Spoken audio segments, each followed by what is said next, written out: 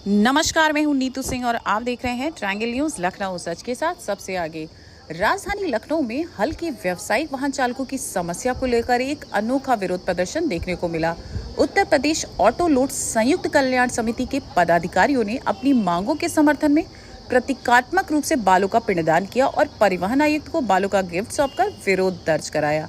समिति के प्रदेश अध्यक्ष राजू जायसवाल ने कहा कि डीसीएम और अन्य बड़े वाहनों की तरह छोटे हाथी यानी पिकअप वाहनों को भी ओवरलोड सीमा में व्यवहारिक छूट दी जाए। उनका कहना है कि मामूली ओवरलोड पर भारी चालान होने से गरीब वाहन चालकों की आजीविका प्रभावित हो रही है। प्रदेश उपाध्यक्ष जितेंद्र कुमार ने प्रदेश भर के परिवहन कार्यालयों में एंट्री शुल्क और अन्य शुल्कों में एकरूपता लाने की मांग की। वहीं प्रदेश सचिव अंकुर गुप्ता ने मुख्यमंत्री द्वारा घोषित सरचार्ज माफी और टैक्स छूट का लाभ सभी पात्र वाहन स्वामियों को जल्द पहुंचाने और इसे परिवहन विभाग के पोर्टल पर तत्काल लागू करने की मांग उठाई। समिति के पदाधिकारी अनुज यादव ने टोल शुल्क, ओवरलोड जुर्माने और अन्य नियमों में छोटे व्यावसायिक वाहन चालकों के हित में व्यवहारिक संशोधन करने की मांग कही।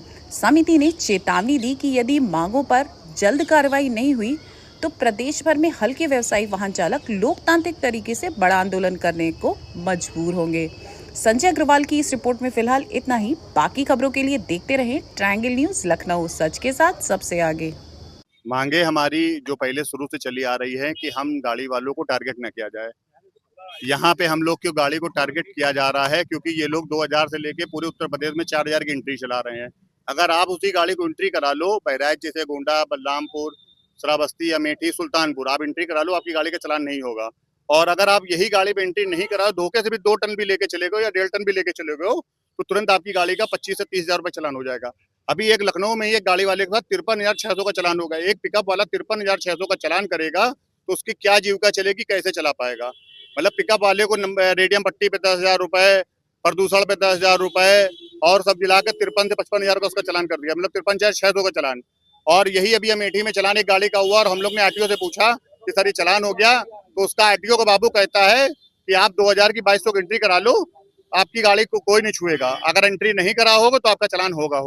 मतलब 2200 रुपए की एंट्री में 1 महीना आप चलो, कोई दिक्कत नहीं, 5 टन ला दो, 6 टन ला दो। और वहीं पे आप 2200 रुपए की एंट्री करा लो तो आप चाहे 1 टन ला लो, चाहे 2 टन ला दो, चाहे 10 टन ला दो, कोई नहीं रोकेगा। आज हमने पाल इसलिए मुड़वा करके दिया है कि प्रशासन हमारा सो गया है, मुर्दा हो गया है। प्रशासन हमारा ये आरटीओ पर परिवहन विभाग मुर्दा हो गया है, क्योंकि और किसी विभाग में कार्य हो रहा है मगर परिवहन विभाग में कार्य नहीं हो रहा। 3/6 को हमारे माननीय मुख्यमंत्री जी ने वन टाइम टैक्स का काम खत्म कर दिया था। उन्होंने एक ला दिया था कि वन टाइम टैक्स नहीं लगेगा, मगर उसका जियो 3 तारीख से लेके 3 जुलाई हो गई या 6 जुलाई हो गई, अभी तक उस पर लागू नहीं हुआ।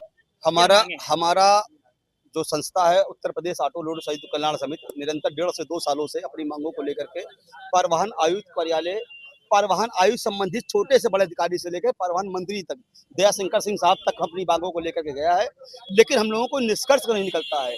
हम लोगों पर प्रतिदिन 26,000 रुपए लगता है, उसके बाद 1-2 हजार रुपए पर टन लगता है। 30 से 35,000 रुपए पहली बार गाड़ी पकड़ी जाती है उस पर जुर्माना लगा देते हैं। एक बात, बगल का राज्य उत्तराखंड है, उत्तराखंड में पहला वर्ष टन पे 2,000 रुपए है, बाकी टन पे 1,000 रुपए है।